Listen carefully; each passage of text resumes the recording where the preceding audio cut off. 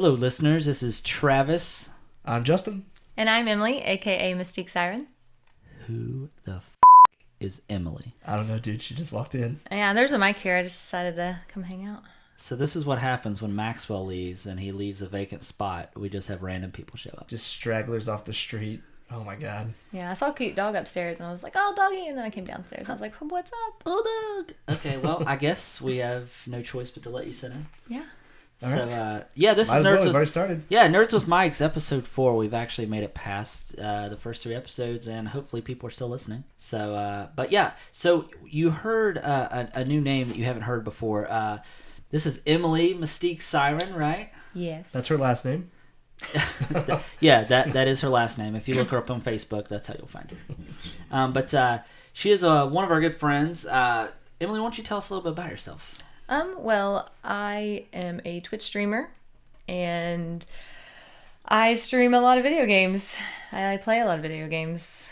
Well, you're on All the the time. you're on the right podcast. Yeah, that's what it was called, Nerds with Mics, and I was like, might as well just might as well do this. Might as well try your hand at nerd stuff. Yeah. Well, I think you probably out nerd all of us, to be honest. Maybe, yeah. You can tell just by looking at her for 10 seconds. Yeah, I mean. Okay, that's right, yeah. Aperture Science jacket. She's got That's a. because we've never seen her before, you know? Yeah, the Martian T-shirt. Oh, man. Space botanist. Yeah, I mean, yeah. She's putting us to shame today. Except for you. You have the ultimate nerd shirt, Travis. What does your shirt say? It says Nerds with Mics. Whoa, what is that? I hear that's a really great podcast. Yeah, I would like to think so. Where's mine?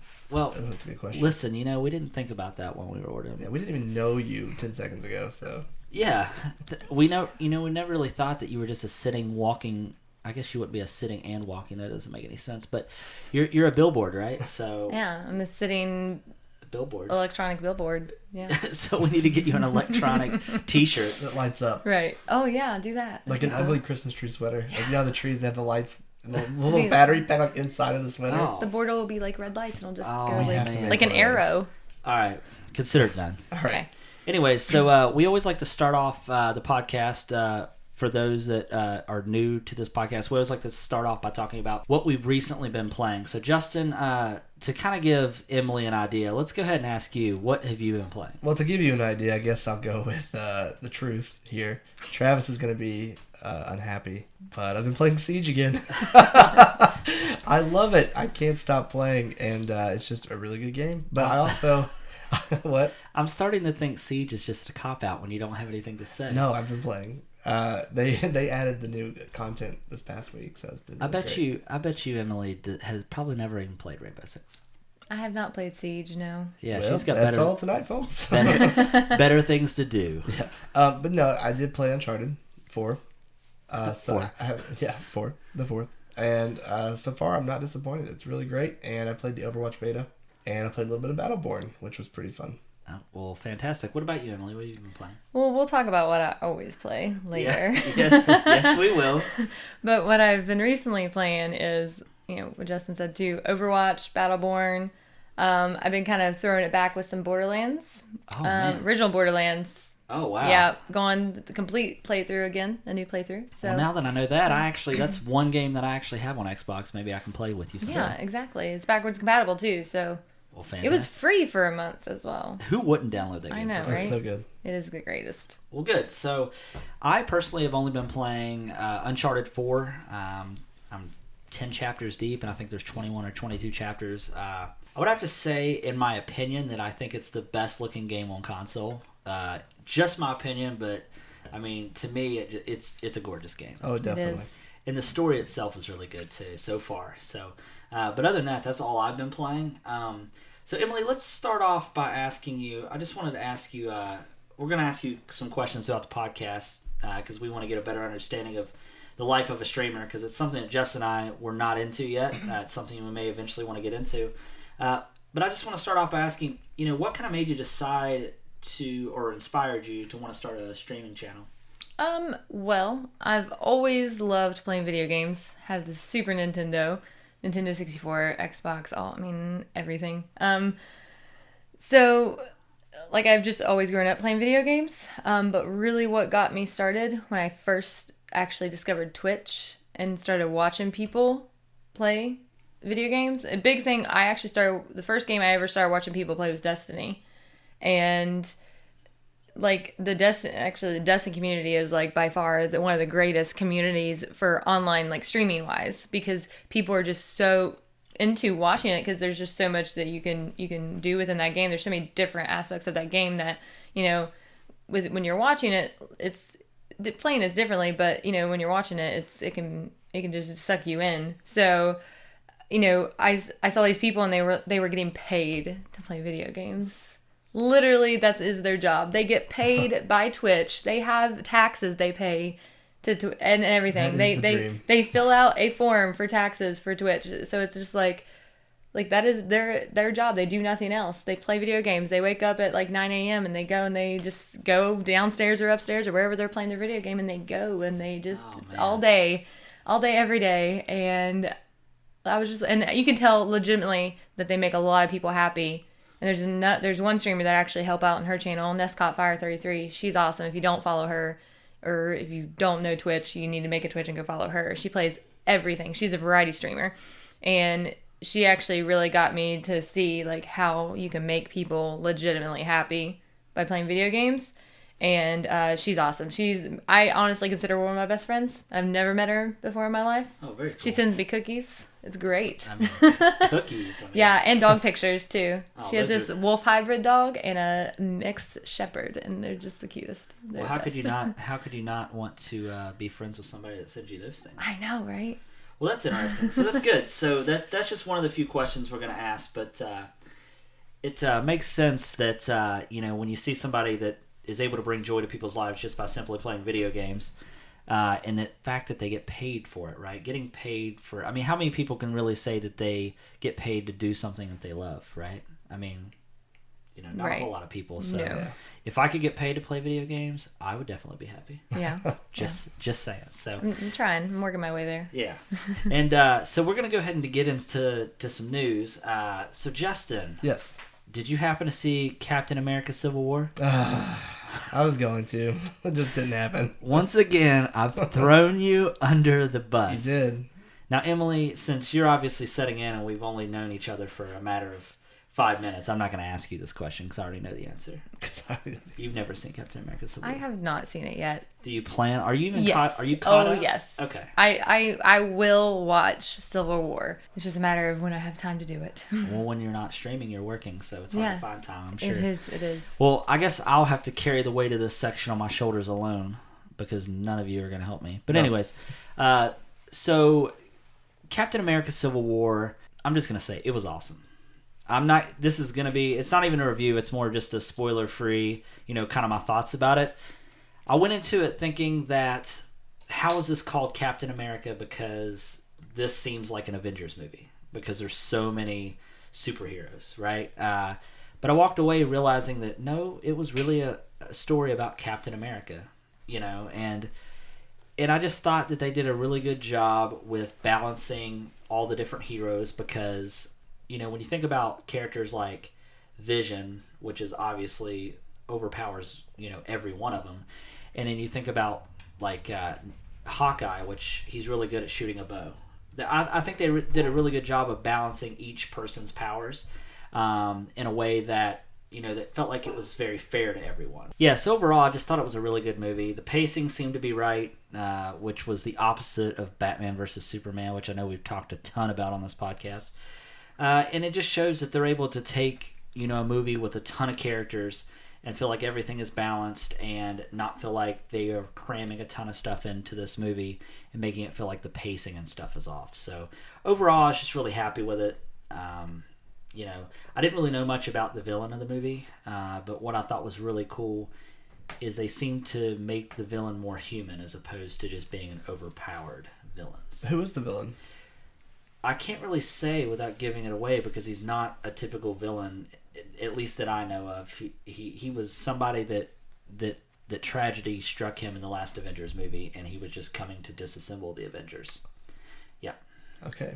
So that's all I'm going to say until you go see it. Message received. Yeah, message received. So no spoilers. Yeah, no spoilers. So Justin, do you want to talk about, even though I know you don't know anything about it, do you want to talk about X-Men Apocalypse? Nope. Sure don't. They're making a new X-Men movie, and it comes out soon, I think. In June, I believe, In or June. July. You're up. No. X-Men comes out on the 24th of May, I believe. Does it? Oh, Yeah. Same day as Overwatch. Yeah, it's soon. too bad they don't push it off to never. Are you not a fan of X-Men? Nah, I'm not really a fan. What about you, Emily? Are you a fan of X-Men? I mean, my name's Mystique Siren. Yeah, well, I kind of So- figured that that's where your name came from, but I was just hoping that you would kind of... Yes. Okay. Yes, I love. Is it your favorite superhero movie? I really don't have a favorite. Is I it love your favorite everything. comic book character, Mystique? I assume it is. Yes, I do love. I love her just in general, like overall, just even. Even when she's not being Yeah. a hero, you're like, Well, let me Yes. ask you Cool this. person. So, Rebecca Stamos or Jennifer Lawrence as Mystique, who plays it better? She didn't really. Stamos didn't really get a whole lot in the older movies. She didn't really get a whole lot of dialogue. She didn't get any dialogue, hardly, No. and like zero dialogue. Zero dialogue. So I mean, for someone who didn't talk, she did. I think she did a fantastic job. But Jennifer Lawrence really brings like that troubled young, like everybody's growing older, but she's not thing, and she's sad about it. You Yeah. can tell, like, so. Yeah, did you know that in the actual comics, though, that Mystique is not actually blue and scaly? I did know that. Yeah, which- she's just blue. Yeah. She's just blue. Yeah, but she's scaly in the movies, which I Yeah. find really interesting. So, but anyways, yeah, I'm excited about the movie. Emily's excited about the movie. Justin, you can suck it. Yeah, okay. please. Okay. But yeah, so on to more Marvel news. So we've been recently seeing on the internet a lot of TV networks are canceling and renewing shows and all that. So Agent Carter is being canceled by ABC. Isn't that right, Justin? Yeah, I think so. Which is, some people kind of saw it coming, but it's a kind of a big deal. It's a Marvel show that didn't make it. I've seen that show 0 times. What about you, Emily? I watched a couple episodes. And you weren't a fan? Not enough to keep watching? Not enough to keep watching. What about Agents of S.H.I.E.L.D.? Have you guys watched? Love it. That's the show that I'm going to move on to next. That's on my to-do list. It is. It's great. Right next to your Now, mom. I will let you know, though, season 1, great. End of season 1 was like, eh. And then season 2. And then season 2 was like, beginning of it was kind of like, oh, okay, that's cool. And I like then, her at the, review system. and then the end of season, and the end of that season, it just got better. It just keeps getting better after season 2. We give this show a... Sounds kind of like the beginning, middle, and end of Sex, Oh, my God. which is kind of weird. But so I have a question, and this may be spoilers for some of those people, and this is for you, Emily, since you've seen the show. Do they explain why Agent Coulson has been brought back to life since he died in the Avengers movies? Spoilers. Yes. They do explain. Okay, Yes. well, I'm going to have to watch just to find out how he lives. Because I'm kind of curious, since he lives in the TV show, if they're going to bring him back in the actual movies. Because since he died in in Avengers, he has not been brought back. Well, they intertwine the movies with Avengers. Well, I guess I'll have to watch it then. They do. They play each season ending off of a movie. Like Oh, so like pretty cool. the season ends and then there was a big like New York thing happened. Yeah. And then they kind of play off that the next season and say, well, what happened in New York and blah, blah, blah. But you never actually see it in the show. Oh, okay. Well, that's interesting. I'll definitely have to watch it. Another thing, Supergirl got canceled / moved. I'm sure you're really torn up about that. I'm not torn up because it's actually going to a better network. It's going to CW. Emily, CW is way better, right? than Yeah, I love CBS? CW. Yeah. I watch The Flash and Arrow. Emily watches what? The 100. The 100, which I hear is an awesome show. It is. It's good. So I'm I've gonna. heard good things about that one. You look like you're lying. No, I really have. No, I really have. But anyways, And it has Desmond from Lost. It does have Desmond from Lost. I Big forgot Lost fan. I here. forgot Yeah. Yeah. I forgot we're all three big. Oh Lost man, fans. let's Let's Lost just turn this episode into now, a guys. Lost So, stream. what do you think happened? Stream. Oh my Man, god. can we have a Lost podcast? Why not? God, we could Please? just dissect an episode every episode. Oh, it would take us forever. But yeah. It would. It'd be worth it though. But back to not get too far off on a tangent. So Supergirl, yeah, moving to CW. The biggest reason I'm excited for this is that it will allow it to have more crossovers between Arrow and the Flash, which is pretty cool. So I'm pretty excited about that. The only reason I even started watching Supergirl is because in one of the episodes they were actually going to have a Flash and Supergirl crossover. But that wasn't until 17 episodes in I found, so I had to watch the whole season just to find it. But yeah, I'm pretty excited about it. Yeah, so I just wanted to ask you one of these other questions, Emily, if that's okay. That is fine. Even if you said no, I would ask anyways. I figured. Yes. So let me ask you, what is your experience like being a female gamer? And what I mean by that is just, what are some of the general reactions you get? What are some challenges that you come up against, etc.? Yeah.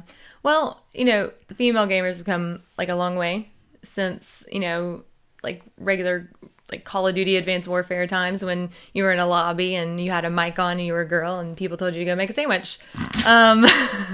And that's exactly what happened. I mean, it was. You don't even understand how many times. Well, you better have came back with a sandwich. I mean, I did, and I made it. And I ate it while I was playing video games. There you go. There you go.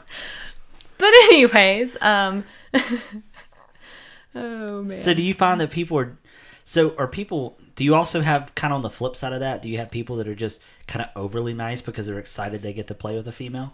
Overly excited? Yeah. Well, I mean, if you think about it, there's got to be two sides of the coin. You have the person that's like, oh, I don't want to play with a girl. I don't want a girl on my team. And then you have the other person that's like, oh, man, I finally get to play with a girl. I've always wanted to play with a girl. You know what I mean? Yeah. That's Travis. He falls into that category. Don't worry about it.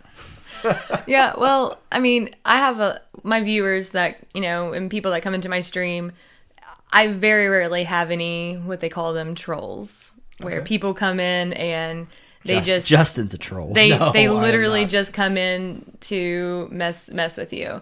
And I warn people when they first come in, and then they start saying stuff like that. I'm like, God rest your soul, because my viewers love me and they will tear you apart. Yeah. So I mean, I have a lot of, all my viewers are like literally on my side. Well, that's awesome. And take care of me essentially when people come in and start doing stuff like that. So and I don't get it very often. It's very rarely that happens. So except if I come in and say a bag of dicks and then I leave. But yes. I don't do that anymore. I'm like, oh, hey, Travis. I generally come in and hang out now. So yeah, so I'm happy about that. It's a good stream. So, but yeah, that's interesting because I was just kind of curious how that happens because I seen what made me think of it is there was a GIF on Facebook that said what it's like to be a girl streamer, and it was a person, I think they were playing Battlefield, and it was like a girl, and she says, I need ammo, and then there was like 60 people that came out of buildings and just starts throwing ammo on the ground. Battlefield, yeah. Yeah, which I just thought was pretty interesting. But yeah, no, that's good information. I was just kind of curious because obviously I'm a dude and I don't really get that perspective, so it's good to kind of hear from you what that's like. So. It is funny though when people, because obviously when they're going through the directory, they see that I'm a girl. So I mean, when they click on me, they know I'm a girl, so they're coming in knowing that. When you're just playing in a lobby and someone hears a girl, they're just like, oh my god. They freak out. But with Twitch it's different. But especially like when you're playing against a dude and you're just murdering him, I'm sure it just makes him angry. Yeah, if you watch my latest video on YouTube, I went 5.67 in Destiny PvP. So. Oh man, I'm sure some guy was throwing a brick through his screen. Probably broke his disc in half, honestly. Yeah, so that's really good information, and you're really funny, Emily. Thanks. Yeah, thanks. So in moving on in other movie news, Emily is pretty excited about a new movie coming out. You want to tell us about it? Sure. Well, we all know this movie. What, it's been like 10 years? No, probably not 10. No, probably 10 years or more. I think it's longer. It's been, yeah, at least a little bit longer. Okay. Well, Independence Day Resurgence. It looks awesome. I don't know if you guys seen the trailers or anything, but they've actually been doing a lot of TV spots too that don't look 20 years. 20 years. 1996. Oh man. Dang. Yeah. Oh god. How old were you 20 years ago, Emily? I was 6. Dang. So if you know how to math, that means I'm 30. No, I'm just kidding. Definitely does not. But no, yeah, so yeah, I've seen the trailer. Justin, have you seen the trailer? Yeah, I did see it. I think it looks pretty good. I liked the first movie when I saw it back in 1996. I do think they probably could have made it anytime between 1996 and now, and it probably would have been a little bit more relevant. But yeah, I think it'll be okay. I'm looking forward to it. I mean, I think that what they wanted to kind of do is make that time pass like it would in real life if that happened. So I think they wanted people to not expect it to happen again. I don't know. I'm just kind of already that. I'm with Emily. I think Yeah. it kind of makes sense that the time frame is so long. I mean, obviously, they're probably doing it in real time. And one of the things is, specifically, obviously, we know that Will Smith is not going to be in the movie because obviously he was tied up doing Suicide Squad. But his son is one of the main characters. His son in the movie is one of the main characters. And to have that 20 years go past, it makes sense for him to be a Right. young. I think he's a Marine or in the Air Force, just like his dad was, or Okay. something. So that timeline to me makes sense as Yeah. well. What was some of the things that they're doing as kind of like an advertising campaign that you said that you've seen on TV? I haven't seen it. So you know how like you have these like Army and Air Force commercials where the parents are all like, "Oh, I'm so proud of my my daughter or my son or whatever," and they've done that. And when you first start watching this commercial, you think it's for one of those commercials for the Army or National Guard or whatever, but all of a sudden you hear the father say something about aliens, and then you're like, "Wait, what?" And then he looks up at the wall, and there's a paper clipping of when from like Independence Day, like from the old movie, like when the aliens were there, and like a okay. newspaper clipping afterwards, and he's like, I'm proud of my daughter or whatever Yeah. for serving to protect us from aliens and. So they're trying to tie in like a sense of realism, to Right, that, which is and kind of cool. It's just like there's also an actual website that you can go to, and it looks legit and real, like it's an actual government website, and it actually lets you know on there that Will Smith's character died in combat. Oh wow! Spoiler alert! I mean, it's not really a spoiler, but because 20 you years- can if you they- can literally go in and Yeah. see all this. But he actually dies. It actually is like an article saying that he died in a test flight accident. Actually. Oh wow, that's pretty interesting Yeah. that they tied it in that way. It's cool that they've taken enough time to kind of think out that process to Right. help tie up loose ends. Like, where's Will Smith? Like, you Right. know, the fact that they kind of tied that up, I think, is really, really cool. Justin, what movie are you excited about? Well, I don't know if I should be or not. You kind of got mixed feelings. Well, no. It's just most video game movies aren't very good. But the Assassin's Creed trailer came out this week, and it looks pretty awesome. Oh, Michael Fassbender. Yum. Yum, indeed. On a scale of 1 to 10, Yum. I'd smash. But yeah, anyways. Yeah, I'm with you, Justin. I mean, I'm kind of the same way when it comes to video games to movies type situations. They're typically not very good. I'm hoping that this kind of helps, break that stereotype. Yeah. Because the trailer itself, I think, looks phenomenal. What do you think, Emily? I thought it looked amazing. I just everything that they've taken from the video game, it kind of just if you've played the video games before, I played a little bit of the first, like most of the first one. I already either played or watched it, and I think that they've really done a good job at the system that they have him tied into to make him go back, like The Animus. the Animus. Yes, sorry. Yeah. Like they did a good job with that because it just looks so scary and like Yeah. intimidating. One of the interesting things that I read online was that that supposedly in the movie, it takes 65% of the game takes place in present day, and the other 35% takes place in the past, which I thought was kind of interesting. Now, but of course, in the video games, if you haven't played much past the first one, I played all the way up till Unity, you actually become an assassin like in present day. So it could be one of those type of situations, but to me, the fact that it's present day, but then the way that they made the past look, I mean, it just looks like it's going to be a really good movie. Yeah. So I'm pretty excited. Yeah. No, I think I like your input, Justin. It's great. Yep. Yeah. Yep. But yeah.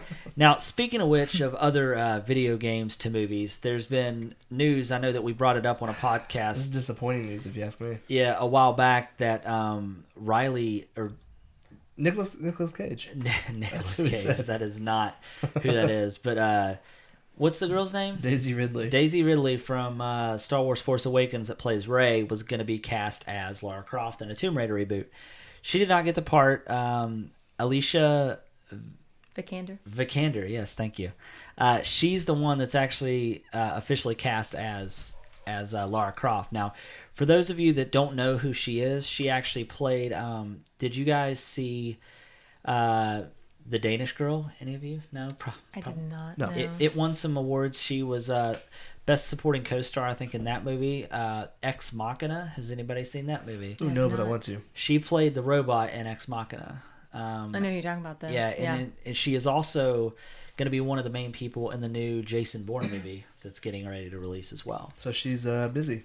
Yeah, so needless to say, she's busy and she's getting a lot of starring roles. So it's good for her. I'd still kind of wish it would have been Ray, but you know what? I'll just have to wait to the next Star Wars movie. Ray Romano?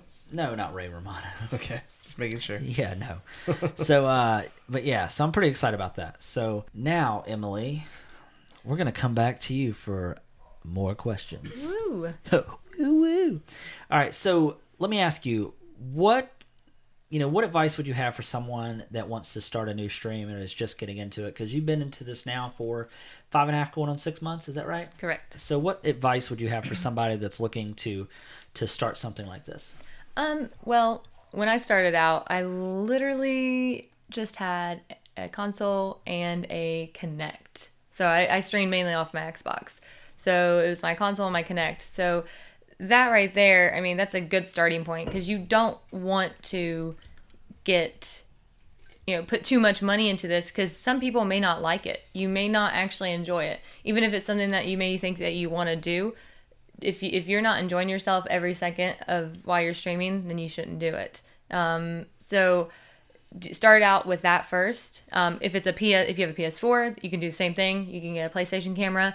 PlayStation cameras are fairly cheap right now. So are Kinects. Much cheaper than a whole entire, computer setup, which costs thousands and thousands of dollars.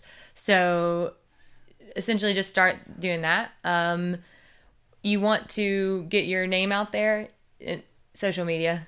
Honestly, I mean, hashtag the crap out of everything. All the hashtags. Because you're queen of hashtags. Well, that's the thing. It gets your tweet or your Instagram or your photo into the place that it needs. So if you hashtag Destiny and you're playing Destiny, then it's going to get it there to people who are clicking on that hashtag for them to see that. I mean, just really, and be like active in your channel. So whenever you are streaming, if you have like a phone or a computer or a tablet that you can pull your chat up on, because people want you to interact with them. They want you to answer their questions. So, well, that's good information because I know that Justin and I were thinking about eventually getting into streaming for the podcast and playing games together and stuff like that. I know that you've obviously been doing it for a while and you've seen some success so far from it. So it's good to hear some of your feedback for, what's working well for you. I know that one of the funny things that you didn't mention that I thought was pretty funny is that when you first started streaming, didn't you say that you actually was streaming from your closet? Oh yeah, which is fine. It was not a closet though. It was a second bedroom. We were coming from a much bigger house into a smaller apartment. We were supposed to get a 3-bedroom apartment, didn't get that, got a 2-bedroom apartment. So essentially we didn't have enough closet space, so we had to make that second bedroom a closet, and I also had to make that into my streaming room. So you could see my clothes and everything behind me. Listen, but look at you now. I know, right? Got my own room for streaming and everything. And fancy chairs and fancy computers and followers. I wish we had followers, Justin. Yeah, me too. Maybe we could steal some of theirs, or she can share maybe. Yeah. When she's not streaming though. Right. Well, if you're ever streaming while I'm streaming, I'm done streaming, I'll host you. Oh, she's trying to host us. I don't even know what that means. So whenever somebody hosts somebody, you essentially take what viewers you have at that moment, you type in the chat /host and then the person's name, the streamer's name, and it essentially takes all your viewers to their stream. So that would make her the hostess with the mostest. Right. Yeah, something like that. Something like that. All right, well, that's good information. So let's talk about something that's near and dear to our heart, Emily. Not so much Justin, because he's a noob, is Game of Thrones, Season 6, Episode 4. I believe so, yeah. I believe so. Yeah. And what an episode it was. Oh, blew my mind. Yeah, so there was a lot that happened that episode, I thought. Let's talk about your favorite moment. What was your favorite moment in last night's episode? Well, pretty much the very end. Spoiler alert. I'm going to say what happens. And listen, if you haven't watched last night's Game of Thrones, pause this, go watch it, and then come back. Yes, correct. So, get ready to bleep this out. She fucked shit up. Khaleesi. Yeah, Yeah, Dany. She did. She did it all. Yeah, she locked some people in a hut. She locked all the calls of Yeah. the whole Dothrak in a hut and burned them to the ground. And of course, she's the unburnt, so she cannot be burnt. Yeah, and she whatsoever. Yeah, she walked out of that hut naked and with a bunch of followers. Oh yes, everybody bowed down to her. Yeah, and It could have been the boobs. I don't know. I mean, it's possible. It could have been. And we'll talk about boobs later on in the show. We will. Yeah, so, and then one of the other things that I thought was a really messed up part of the last night's episode was when Bolton stabbed old girl in the neck. Oh, shoot. I love her, too. Yeah, she was such a good character. She was the one for the longest time that was protecting Bran before they separated. Right? Bran and Rickon, and then she just ended up protecting Rickon. Yeah, she tried to assassinate Bolton, and that didn't work out too well. Did you know that she played Nymphadora Tonks in Harry Potter? I did not. She did. I'm going to have to go back and watch now, because I did not remember that. Yep. She's the girl that could change her appearance. Oh. And she could change her hair and all that stuff in Harry Potter. She married Remus Lupin. Yeah, I know who you're talking about. I just totally didn't pick up on that. Yeah. Well, listen, you're dropping nerd language right now. I know. Justin, you seen Harry Potter's? Yeah, man. Oh, okay. Well, I just... Big Harry Potter fan. Speaking of Harry Potter, did you know that J.K. Rowling's her play, Yeah. they're actually converting it into a book. It's called Harry Potter and the Cursed Child.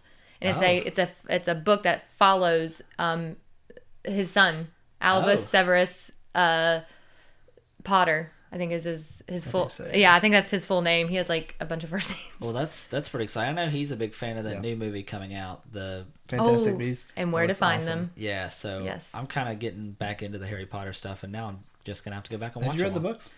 I can't read, so no. No, Oh, yeah, okay, Travis, you can't read. If you ever learn how to, Yeah, you should read the books. Listen, I'll get them on Audible. I'll have someone That's read good. them. that's true. Yeah, Yeah, you could do that. so I can do that. They're so- fantastic to Yeah. be read to. Yeah. So more about Game of Thrones. You know, one of the things that is really interesting is what's happening with Bryn this season, right? Mm-hmm. Yeah, it's interesting. He's given us a look back at stuff we didn't get to see, from the beginning. Right, and the fact I think we went all season last season without. We didn't see him at all. Yeah, He was not so- in last season at all. So the fact that they're now introducing him and he's one of the most important storylines in the whole thing, I find is really interesting because in the last, I guess it would technically be the episode before last, we got to see Ned Stark at the Tower of Joy. Mm-hmm. And so a lot of the speculation at the Tower of the Joy Yes. is we're going to find out two things. One, who Jon Snow's mother is. Yes. And two, if he has a sister. Right. Because a lot of people think that the girl that is escorting Bran is Jon Snow's twin sister. Mm-hmm. Also, one interesting thing, well, I don't know if this is a rumor or if I just made this up in my own mind, is that, you know how Hodor can't speak? Mm-hmm. Some people speculated that he's not actually saying his name is Hodor.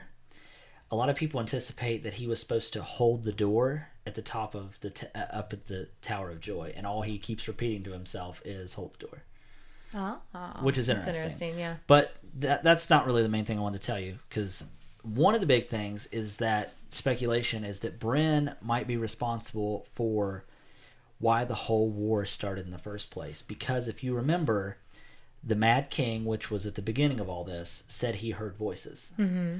And if you remember in the episode before last, he yelled and Ned Stark heard him. Turned around. They said that he can hear whispers, or it's like whispers in the wind. Yeah. Now I don't think he can alter the past per se, but they're saying that he might be responsible for why this all started in the first place, because he may be the whispers that the Mad King heard, which I think is pretty interesting. Yeah, that is. And if speaking on like if Jon Snow has a sister, the guy that stabs big guy, dual sword guy. yeah. I can't remember people's names. Me neither. But the guy that stabs him in the neck and saves Ned, essentially, that's is it Marine or no, not Marine?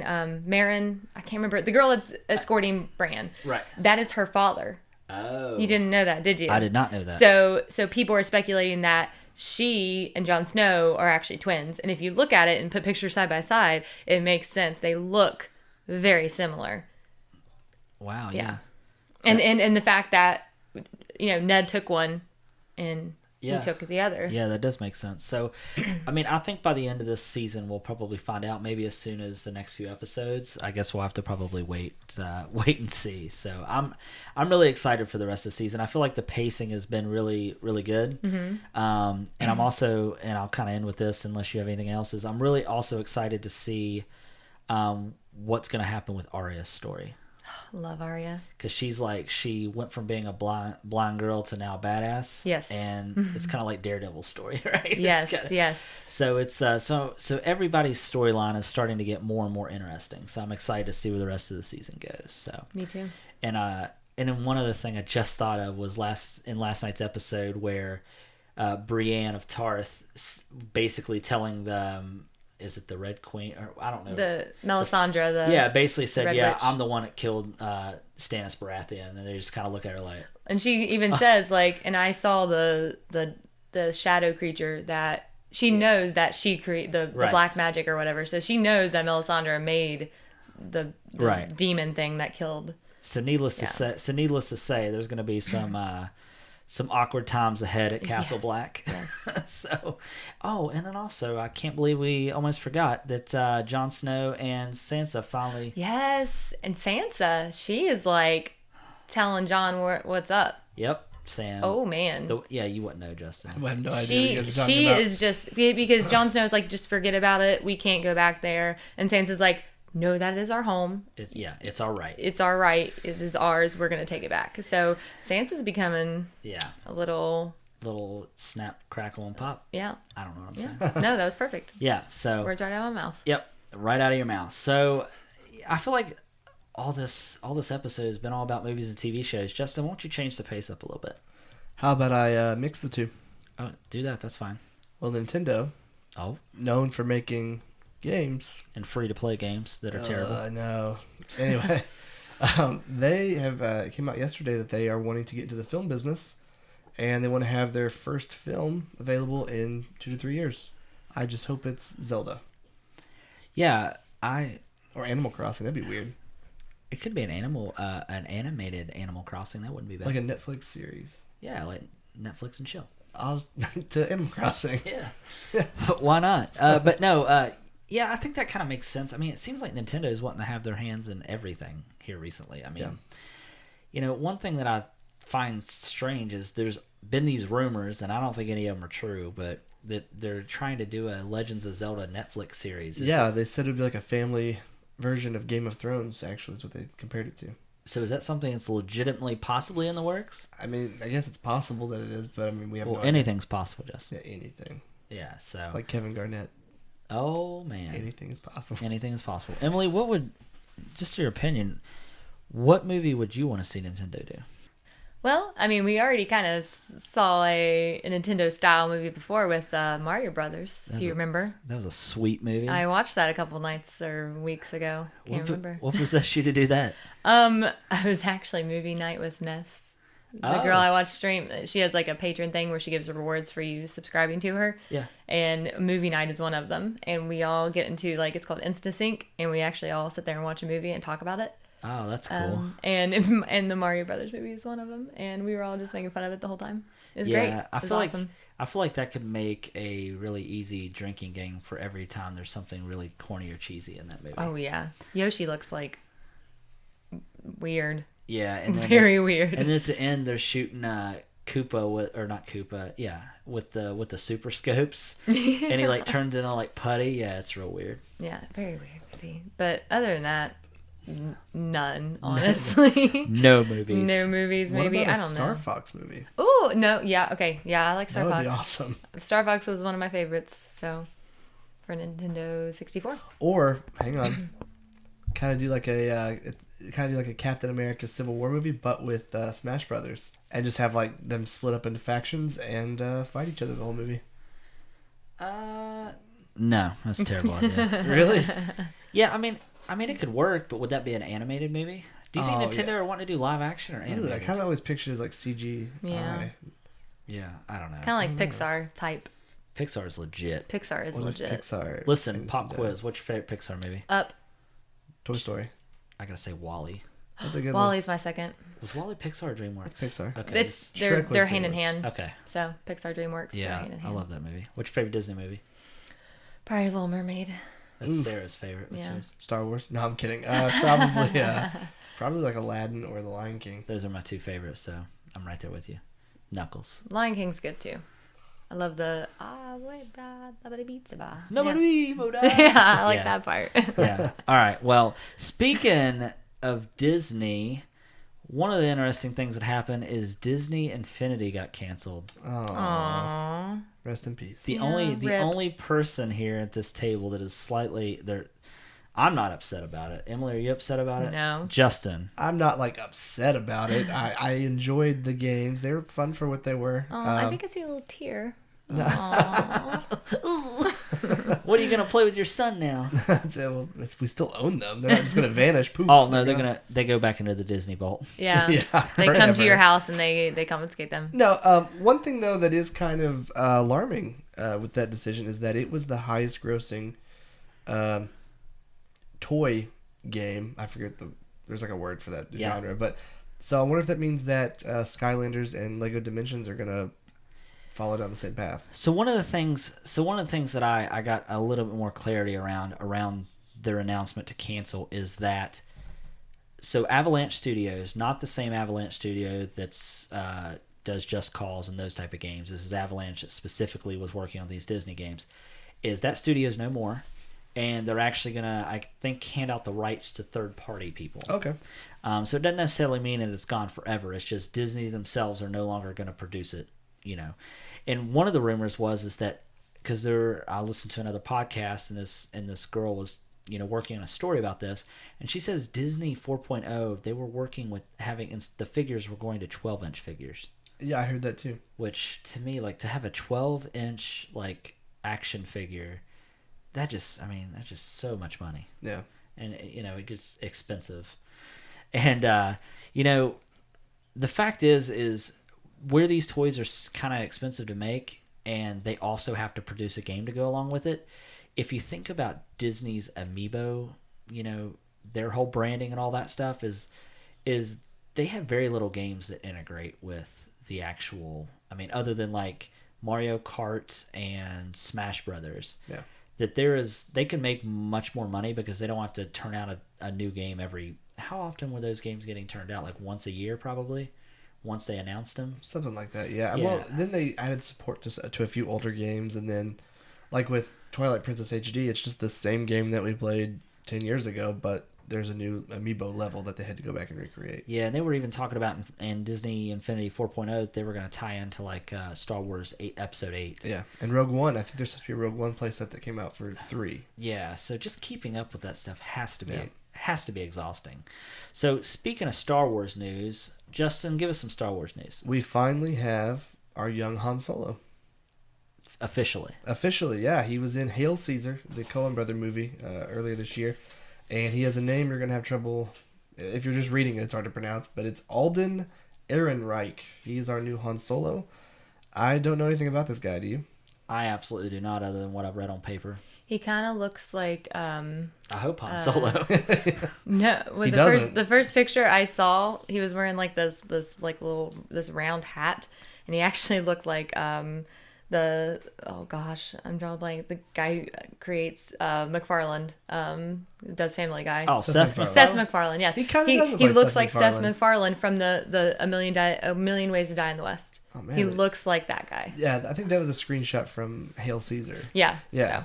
So, Now I kind of wish they would have gotten Seth MacFarlane. yeah, because Han he'd have Solo. been great. Oh, yeah. And Yeah, been you're that funny. You're absolutely right. Serious. Just pulling this up, he does look like Seth MacFarlane. No joke. Well, I mean, I guess it all comes down to acting. I do like that a lot of the Star Wars, actors in the new movies. They're all. I don't want to necessarily say unknown actors, but they're definitely actors that were not aware. That aren't famous in our eyes. Yeah. And I think that if anything tells you that how Star Wars Episode 7 was super successful and they managed to get people that we had not ever seen on film and been hugely successful in the fact that those characters are fantastic, I have good faith that they're picking the right people. Oh, Yeah. yeah. and I think the only person that had any real notable work was Oscar Isaac, who played Poe Dameron. Yeah, because Right. Daisy was a waitress. before. Yeah, and She- yeah. John Boyega was on some Attack of the Block or something like Yeah. that. Yeah, it was a British. Yeah, And the guy Maybe. that played Poe Dameron, I can't remember his name. What you just said? Oscar Isaac. Yeah, he was. Ex Machina. Yeah, that's what I was gonna say. He was with fantastic. Domhnall Yeah. Gleeson, who played Yeah. General Hux. Yeah, you guys need to go home and watch Ex Machina. I do. I need to. I It's- want to. You'll both really enjoy it. It's a good movie. Yeah, and keeping in the theme with Star Wars news, we also they haven't obviously cast this guy as anybody. This isn't really. Yeah, it's not news. It's just. Yeah, it's something not neat. news. It's just something interesting if you haven't seen. Is Sebastian Stan has actually been noticed for looking almost 100% like Mark Hamill. Oh yeah. It's creepy. When you showed me, I was like, is that his son? Like, did he Yeah. have a kid? I mean, Like- it could be the same person. It Yeah. might be his kid. So to me, Yeah. do you think maybe they might use him in a standalone Luke film? Well, he's already in that Disney, on the Disney payroll. What's he doing? He's in the Marvel movies. Oh yeah, he was the villain in Civil War. I forgot. Yeah. But but yes, I mean he already has connections with Disney. I don't know if there's any talk of a Luke movie being made. No, it's really just been Han, and I think Boba Fett's been mentioned, and Obi-Wan. But if they make one, I think they found their guy. Maybe. All right. Well, enough about movies. I'm done talking about movies. I know. Yeah. The rest of this podcast. Let's talk about video games because All right. that's what we all love. So, I actually let's transition by asking you another question, Emily. Yay. Yay. Yay. So, let me ask you a question specifically about what has been one of your favorite moments that you've had while streaming. Okay. So it happened just recently. It was one of my really late streams. It was like 4 a.m. I was going to ask you how late some of these streams go to. Oh, I've streamed till like 7 in the morning, I think, at the latest. Like when I'm off the next day, obviously I make sure I'm like off the next day, but because I feel like that's when all the bigger streamers are off, and people are transitioning to going to bed, and they're just finding something to Capitalize kind of on it. watch, and you know I kind of take advantage of that. But it was like 4 a.m. and I actually highlighted this on my Twitch channel, and if you don't watch Twitch, there's this girl. Her name's Miss Team KK. She's actually a Destiny streamer. She's a big Destiny streamer. She has like almost 200,000 followers and Okay. over 1 million views. And you know, in no way, shape, or form would I ever expect anybody like that to come into my stream, let alone host me. So she just came But in. she literally, and it was towards like the end of her night of hosting people, because I think that she went through and like was just going through and just kind of, you know, saying hi to people and hosting people. And all I see is this little pop up, because on my donate, or I have like donation alerts and all that and follower alerts, but I also have a host alert, and it literally pops up and says Miss Team KK has hosted you with 86 viewers. And I'm like, and I literally like just stopped everything that I was doing, and I just kind of I was speechless essentially, because I mean this girl that has 200,000 followers just literally brought just a few of her followers into me, and I was just kind of like, what? And then so she even like talked to me in my chat and everything, and was just like, hey, what's up, girl, like love you, and then she also asked me to be part of her stream team. And what that is essentially, whenever you see someone on Twitch, you see it'll say Mystique Siren is playing Destiny and it has like something that you can click on, and on mine it'll say the mixtape, and essentially that is Miss Team KK's stream team, and she just finds people that she thinks is good and we can help each other, you know, grow. And essentially she was like, you know, you want to be on my stream team? And I was like, well, yeah. So I was like, I didn't know what else to say. Like, of course I'm not gonna say no.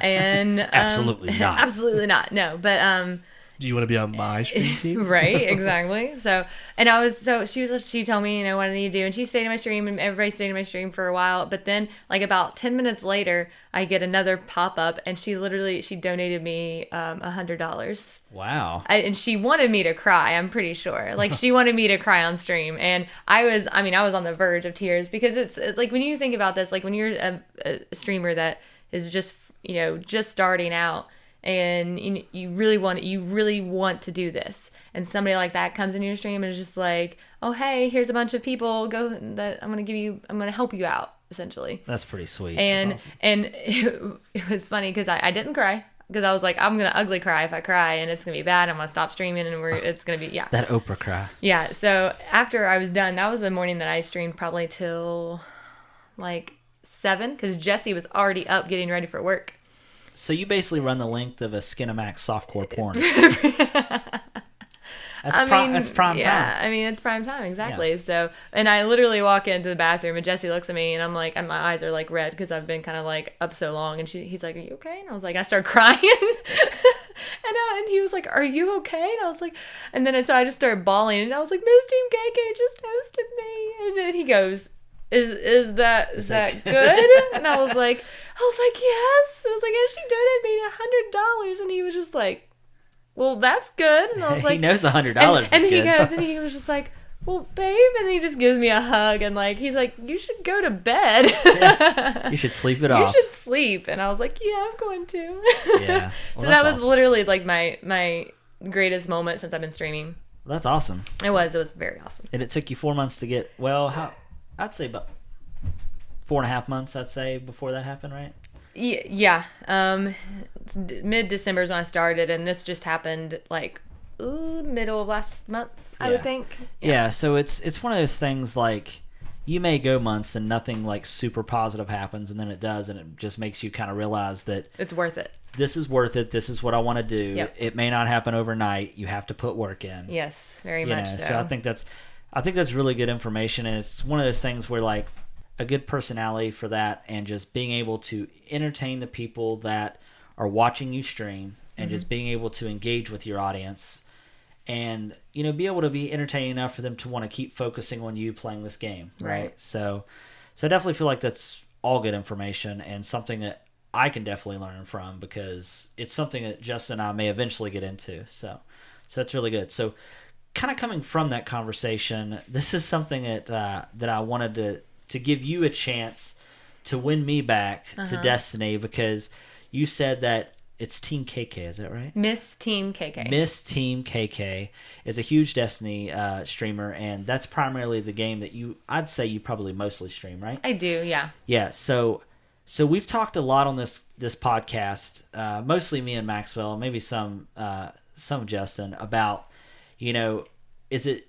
is everybody just over Destiny? Am I over Destiny? Like, I was really into it for a while, and I kind of got bored of it, and I just felt like there wasn't a whole lot of content. Since then, obviously, they've kind of gave the game an overhaul, so to speak. So I just want to use this as an opportunity for you to tell me why I should go back to Destiny. Yeah. And what keeps you kind of that being one of your favorite games? Well, I know that, everybody for the longest time, and Destiny was kind of circling the drain there for a little bit. Just did not have any new content. And it was, if you didn't have friends on Destiny to play with, then you didn't get the good gear, because you had to do the raid to get good gear. With this new update, and with the new guy at Destiny, pretty much is over everything. They got a new guy in there, literally sent out a survey saying, "Hey, why did you stop playing Destiny?" And they're actually listening to their people who play their game or have not played their game for a while. And this May update has actually brought a lot to the game, in the sense that there's less grind, but it's still there, the grind for the gear and everything. And you don't, like, as an example, I never really played a lot of the raids, so I never, when it was 320 light, I never actually got to 320 light. I was stuck at 317 because I didn't have people that were willing to do the raid with me or finish the raid with me, and so I was always at just 317 light or 315 light. And with this new update, I will tell you, I've not done a single raid since this new update has come out, and my hunter is already at level 335, and my warlock is at Baller. I know, right? And my warlock is at like 332 or something like that. And my titan, who I never play as because I don't know how to titan. I don't know how to titan. I don't know how to titan. I'm really bad at the titan, but I'm getting used to it. Still playing as her. And I've even got her up to above, like, I think almost to 330 on that one. But, and like I said, I've not played any of the raid at all. Wow. And so that's the thing. Like, they've made it to where they actually kind of refreshed a little bit of the old Destiny with the Prison of Elders. I don't know if you ever played the Prison of Elders. Yes, I did. they actually brought that back as Challenge of Elders. Oh, okay. They gave you a level 41 that gave you the treasure chest, and you could get into the treasure chest once every week. So you don't have to have a key for it. It just lets you in. It just lets you in. And Oh, then that's if you have leftover keys from previously, you can go in there and do it again and get the goods essentially. Get the goods. The goods. And then there's also the Challenge of Elders, which essentially Varix will give you a card that has a high score and a cumulative score, and it's a way to get higher gear. And if you hit the high score, which is only 30,000, super easy to get. If you have a good team with you, and then there's the cumulative score. So say your team's not good enough to get the high score, you can still get the cumulative score and still get good gear. Okay. So they've made it to where you can also get this gear from strikes as well. So you don't have to have a group of people, and it will just drop in packages like in Dead Orbit or New Monarchy or Future War Call packages. It will drop highlight gear, so you don't have to essentially go out and find a raid team. That's really good, because one thing that always really surprised me about the game, and I always thought it was a missed opportunity, was the fact that, well, when it was such a driven game towards doing the raids before the update, is they didn't have a raid finder like built into the game. Right. Like where you could just randomly join people, like say, hey, we need this class, whatever. And you had to manually go into forums and look for people. Right. But the fact that you don't have to solely depend on raids to be able to get raid gear is Right. really good, because I always find that it was always hard to find people that were like your friends that were all off at the same time, because life happens and people have things to work. do. Yeah, so the fact that you're able to get that same kind of gear and get your light level and your level up without having to do raids is pretty Right. good. Yeah. And I mean, I don't know, for a lot of people maybe that are listening that haven't played it since before they changed the whole light system. Before, you were level 20, that was the highest level you got, and then your light depended on if you went above 20. Right. Now, to get to level 40, which is the highest level you can get at now, it's just XP. Once you get to 40, that's the highest level you can get, and you just get motes of light after that.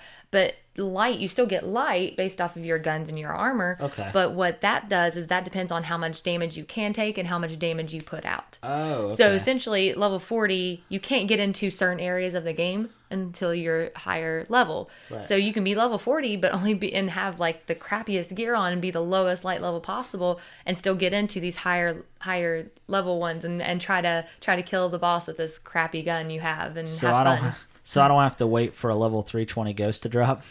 And now it's level 335. Oh, Yeah. okay. Well, that's good. I got one the other night, so it's that's it's a good. consumed one, Oh, well, that's which awesome. looks sweet. Well, I mean, it's enough to definitely pique my interest in going back and playing, especially since I know you primarily play Destiny on Xbox. I don't own it on Xbox. So it's enough to make me want to probably explore that option. I'm gonna be 'cause- playing it on PS4 Oh, more. so- Yeah, are you? I have it on PS4. I have the whole thing on PS4. Oh, well, I got a 315 just waiting on you then. Yeah, I think mine's not that. Yeah. Oh, yeah. Well, I was stuck there forever, kind of like what you was talking about Yeah. earlier about finding people to do the raid to get, high enough gear to be able to get to 320, but I just eventually gave up. So, Justin, I know you've uninstalled Destiny. You completely forgot about it, so. Yeah, I uninstalled it. Yeah, so I still have it up to date. So, Emily, whenever you're ready to play, we'll play. We will play. So, all right. So switching gears, but staying with video games, Justin, Battlefield 1. No, I'm sorry. Whoa, stepping on my toes. Yeah, I am stepping on your toes. Just ouch. Sorry. No, on May the 4th, Titanfall developer Remedy Games, they announced that they were developing a third-person Star Wars action-adventure game. So another game with a jetpack? Probably, yeah. Yeah. Maybe, yeah. Boba Fett. Yeah. He had a jetpack, and he's pretty cool. I just want to know why they haven't made a Knights of the Old Republic game, a new one. Because they're still trying to get people to play the MMO. Online version? Yeah. Yeah. Pass. Yeah, Emily, you play Titanfall? I did. Yeah. Did you play it for a while or just... I would say I played it for a good couple months. Really? Did Yeah. you enjoy the game? I did, but it never. I'm a big fan of campaigns. I like a storyline. There was a storyline Yeah. there, but it was only PvP. It was an online only game. You had to play PvP. You had to play against other players to do the campaign, and so it just got that it was the most repetitive. Right. I mean, people say Destiny's repetitive and all that stuff, but this was just extremely repetitive. At least Destiny has a campaign. Yeah, You know what I exactly, mean? exactly. Yeah, so yeah, I was kind of the same way. And then what I thought was funny, it was after Titanfall, then we get Call of Duty Advanced Warfighter, which was literally Titanfall without mechs. Yeah. I felt like it was the exact same game, almost. But yeah, no. Back to Star Wars though. Like, is this something you're excited for, Justin? Do you think Details Remedy are is so skim Yeah. right now. I mean, there's literally no details except for what I just told you. So I don't know what it is. I mean, it could be an Ewok game where you're an Ewok, and then I wouldn't be so excited. Or a Gungan, or it could be your Boba Fett or your Han Yeah. Solo or anything. I don't know. now other than Titanfall? Remedy Games sounds familiar. Is that Max Payne? I honestly don't know. That was I don't know. Yeah, I think it was Max Payne. You can look it up on your fancy computer. But anyways, I'm kind of excited for a third-person Star Wars game. The biggest reason was, Justin, I know you played it. Emily, did you play Battlefront at all? I did not. I've been meaning to try it. I've been waiting for it to come on sale. But I mean, it's been on sale, but it's never on sale when I have the money to get it. Well, not only that, but like honestly, if you've waited this long, I would just hold out and get the game of the year that has all the DLC. Yeah. I mean, because I'm kind of the same way. When I bought it when it first came out, and I felt like it was kind of an incomplete game, and then I realized that the DLC for Star Wars, like the season pass, was $50 to get all the DLC, and I just thought there is no way I'm dropping $100 on this game. Mm-hmm. So a week later, I traded in. I said I will wait for the Game of the Year edition. But the reason I'm kind of excited about this third-person Star Wars game is just like you said with Titanfall, Battlefront. They do not have a campaign. It's repetitive. It's And they don't have very repetitive. many maps, right? No, There's not a lot well, of at the maps. time that I played it, they didn't. Justin, have you gotten any of the DLC for Battlefront? Oh no. Mm-mm. Yeah, so I mean, to me, I just felt like, kind of like you said, I was always playing the same maps. But even in Battlefront 1 and 2, like they at least had campaigns, Right. and you could play with other people's in those campaigns. And this one, in the new game, you cannot. So I'm kind of excited for a story-driven Star Wars game. Yep. I do need to make a correction. It is not Max Payne. I lied. No. Remedy does make Max Payne, and they made Quantum Break, but Titanfall was made by Respawn Entertainment. So whose fault's that in the call notes? Probably me. It is. You Oof. definitely put that there.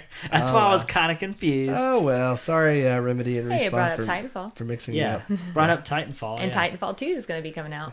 Yeah, that's true. Did you see that? A little teaser. Yeah, there was a teaser, and I don't know if maybe it was a fan made thing, but I thought that some of the mechs were going to be Transformers.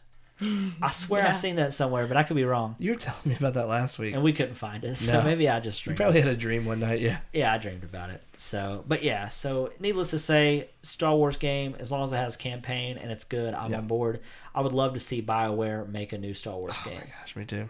Of course, Mass Effect 4. I want them to release Mass Effect 1, 2, and 3 as a HD remake Yeah. on the new consoles because I missed the boat and I did not play those games. Mass Effect 1 is backwards compatible on Xbox One, but there's an issue with games that have more than one disc. And Oh, Mass really? Effect 2 and Mass Effect 3 both have multiple discs. So You know, they actually made a patch for that. shut There's your mouth. actually a game. In there- your face. There's actually a game. I can't remember what game it is. It's need not it. Mass Effect, but it is. It's a BioWare game. It's Y- probably Jade Empire. No. I'll have to look it up. But there is a game that they've actually brought to the backwards compatibility list that Oh, is that's a awesome. multi-disc game. That's very promising. Yes, That is promising for those that still own 360 games. I have 0, so. I have a lot. Digital Sun? Yeah. I still have original Xbox games. And you told me, I didn't know this, Emily, but I think you maybe had texted me when you listened to one of our podcasts and I misspoke. I didn't know that when, I guess, you buy a digital copy of the game, it's automatically backwards compatible, which totally Yes. makes sense. So I don't know why I didn't think of that. Yep. I'm an idiot. I was listening to the podcast. I was like, no, Because that's wrong. every time those games for golds come out, I never download the 360 game because I just Always thought, download I don't them. have a They are 360 game. always back. Yeah, from always here, backwards it's like compatible. since like November on, wasn't it? Yeah. So Borderlands Yeah. was a game, games with gold, and it was. Oh, well, Free. luckily I have the Handsome Jack collection digitally. So But that didn't come with Borderlands 1. Oh, no.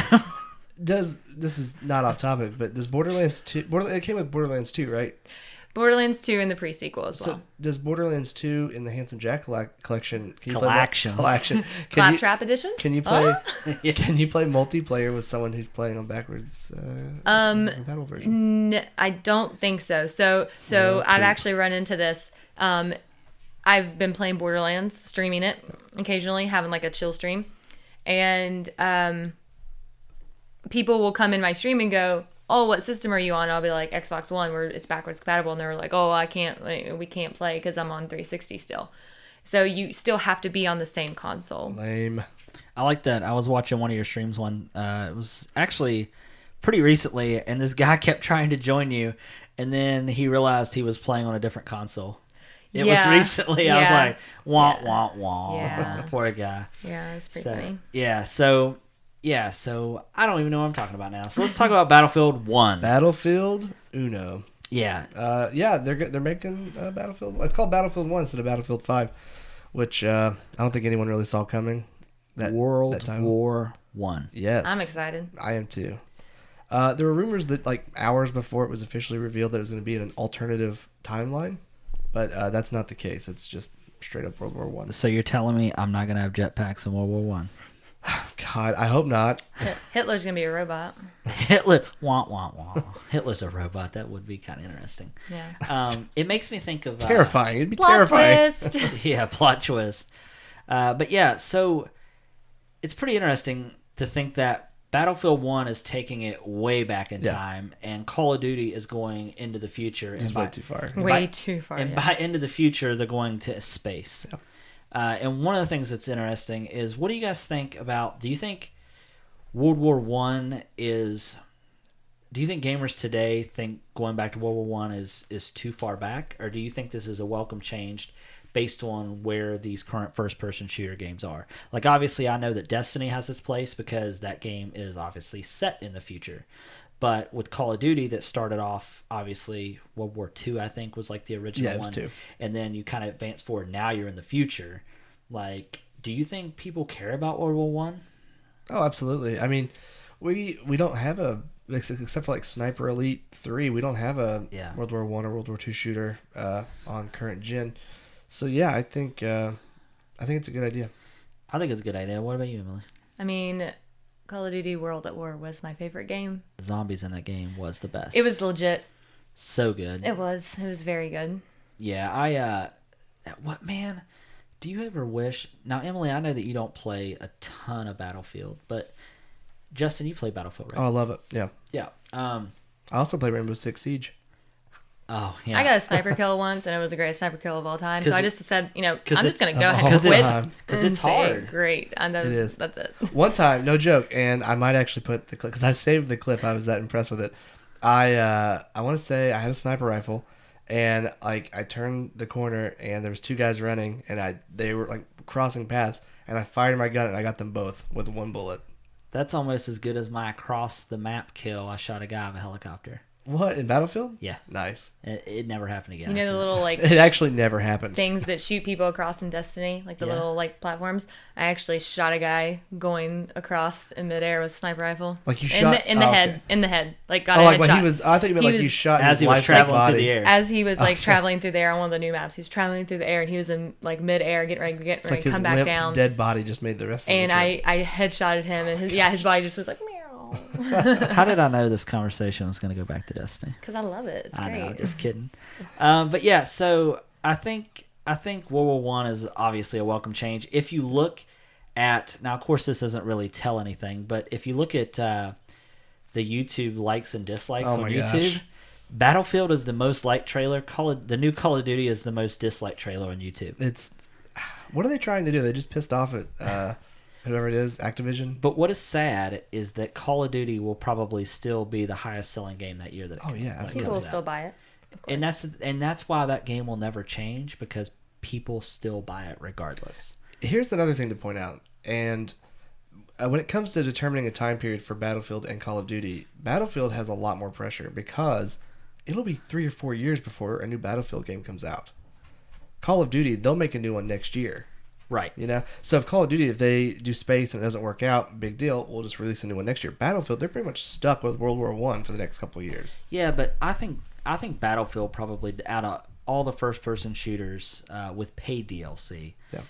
I think they do the best supporting their game as far as content. When you look at Battlefield 4, Yeah. that game's been out for almost 3 years now. It was a launch title. Yeah, if Whenever- you look at all the content, all the maps, all the stuff they've added to that game, and I think the season pass when that game first came out was what, maybe $40 or $50? It's 50. Premium's 50. Yeah, but I mean, there's so much content to that game. And then when you look at Call of Duty, I mean, you're paying for what, map packs? That's pretty much it. Yeah. I mean, and the thing is with Call of Duty is I think they could take a lesson from Ubisoft when they did Assassin's Creed. They said, we're going to take a year off and give them an opportunity to basically rethink their whole process. Because I can tell you right now that most of the people that are going to buy Call of Duty when it comes out are going to buy the version that comes with Call of Duty 4 Remastered. Yeah. And the fact that they're making it only come with the $80 version of the game and you cannot buy it separately will ensure that that game will be the highest selling game that year.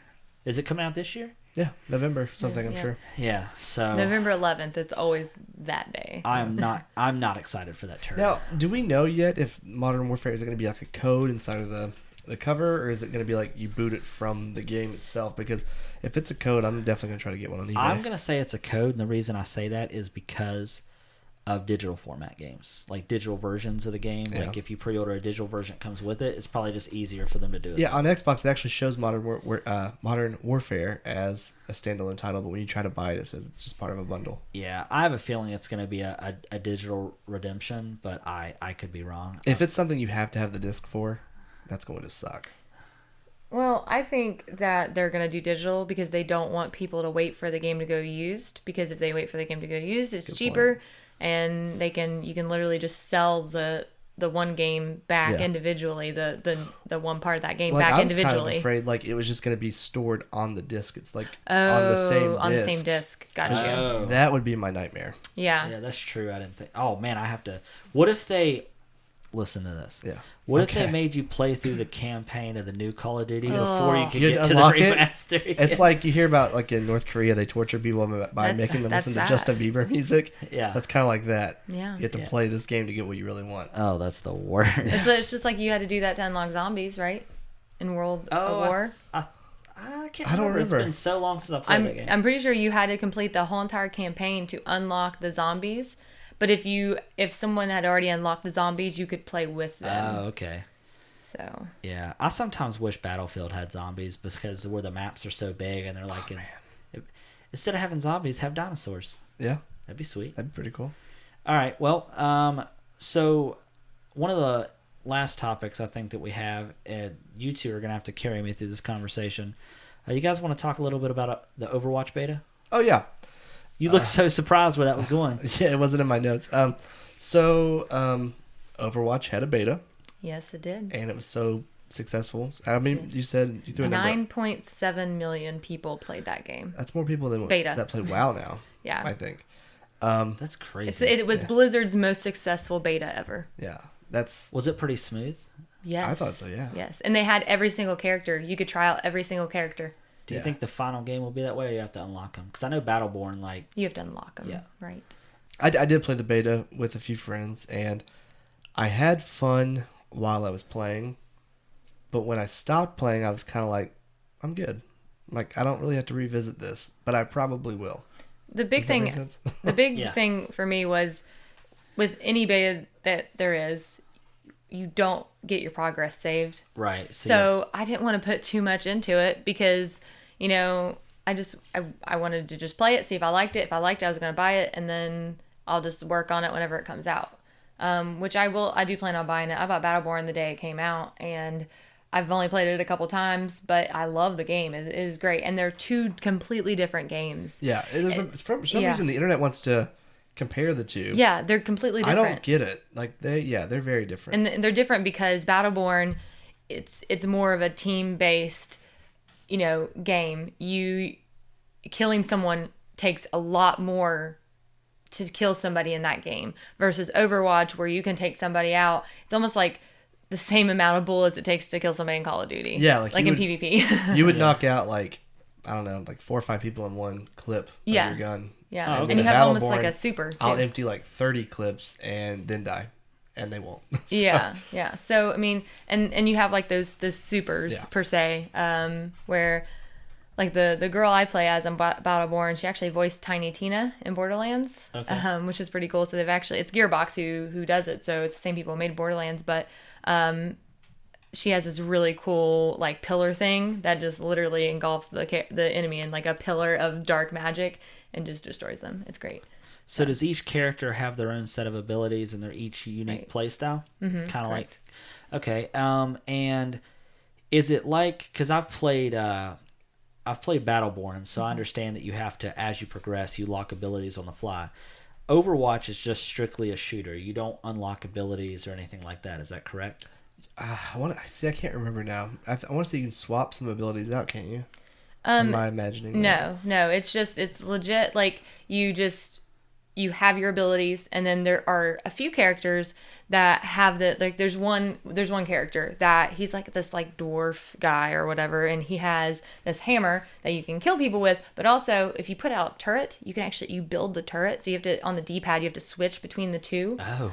The hammer and the turret. So you throw out this turret and then you switch to the hammer so you can build the turret up to a certain level. And you got to make sure that you're not getting killed in the middle of doing all that, right? Correct, yes. That's pretty interesting. Yeah, Now, so. because for me, looking from the outside and not playing the game, it looks to me. I don't know if you guys played.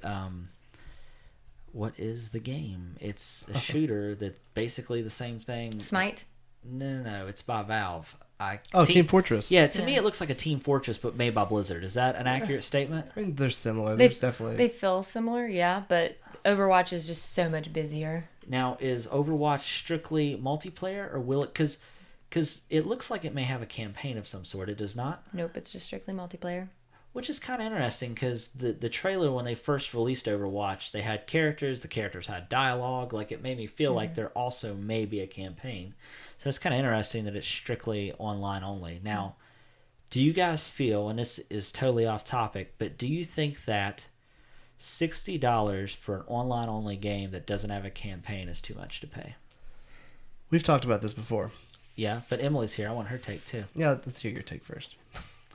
I mean, what if you, so let's say, of course, I know what your answer is going to be, but think about Destiny. If Destiny did not have a campaign and it was strictly just PvP and that was all you had, do you think that's worth a $60 value to you? I don't think so, no.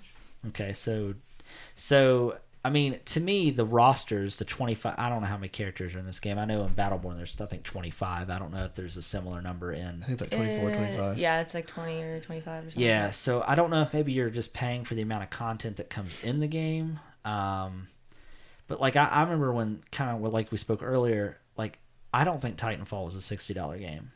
No, it was PvP only. I mean, there was a campaign, but you were playing it while you were playing PvP. So it essentially wasn't completely separate. Like, I want something separate that I enjoy by myself, and I want something that I can play with other people. Now I will say that if this is a $60 game, and then all the content that comes out afterward, is there also a season pass for this game? Does anybody know? For Overwatch, Because if they're just going to support it with free updates, like, I'm fine paying $60 for that type of game. But if they, if it's online only, Not and like Battlefront, right? Which is a $60 game and $50 season pass. yeah, you can do well. Actually, if you did like the 70, it was like $75. You could get the season pass with it. That's what I did for Battleborn. Yeah. Because it was like I saved $5.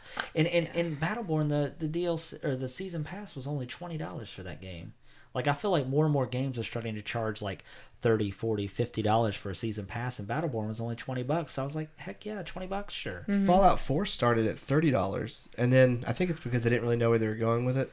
And then when they announced everything, they're like, well, we're going to raise the price up to $60. You better buy it now. So I went ahead and got it while it was $30. Yeah, so I just don't know. I just feel like I have a hard time paying $60 for a game that is multiplayer only because Me too. Yeah. I enjoy campaign.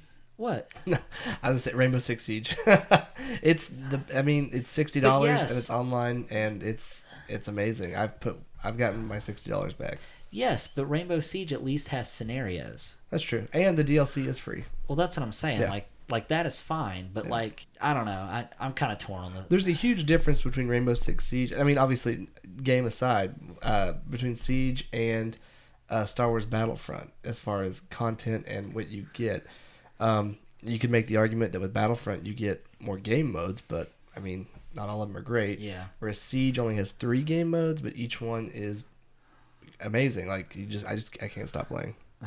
I could tell. I mean, it's 5 months later and I'm still playing it. Yeah. So okay. Well, I don't want to beat a dead horse anymore. So let's start to wrap this thing up. So I have one more question for Emily. This is I don't think related to anything streaming. What games are you looking forward to the most? I obviously know the first one you're probably going to talk about is that there's literally no detail for yet is Borderlands 3, right? Right. Yes.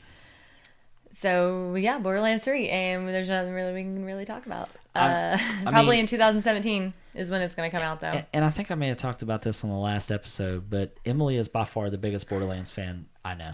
Yeah. You bought, is it $300 or $400 for that handsome collection? It was $400. Yeah. What? It came with a robotic Come with an claptrap. Xbox One? No, it came with a claptrap that you could control with your phone, and the claptrap has an eye that you can actually give like the It's a to your camera. phone. It's a camera, like, and you can see where he's going. And he his stands his up on wheel his wheel is one of those that like the gyro. BB-8 Okay, yeah. thing. It's that. I So want one of those. he literally stands on his own, and he has phrases. So like whenever he runs into things, like it may change. Yeah. And it'll like, Whoa. or like the stairs one in the Borderlands 2, whenever he sees the stairs and he's like, stairs, no. Yeah. Yeah, he has like stuff like that he talks about, and it's great. It's fun. And you know where you can see him at on your stream? Yes, he's in the background going crazy, Yeah, so make sure you Dancing. go find him. going wub wub wub. Yeah, so what are I know you have 3 other games you want to talk about real quick that you're pretty excited about. 2 of the 3 I haven't actually heard of, so. Yeah, so they're games that I honestly hadn't heard of until here recently. They were on the top like 25 games to look out for in 2016. The first one's called Recore. It is a post-apocalyptic robo-wildlife game. So it stars a girl and her mechanical dog thing. You already had me at dog. Yeah, right. And it has like this plasma like core inside of him. That's his brain, that's his life. And essentially you guys explore the wastelands and you fight other like fiends, like metal based fiends and stuff like that. Not a lot has been, brought up about this game other than you can take that orb out of your robot dog and put it into other companions, like other robots, and that your dog essentially is controlling those other robots, and you go and do other things. So like if you need to have a big huge robot to lift you up into this high place, you can essentially take the core out of your dog and put him in that, and now you can do what you need to do. It's a run and shoot game too.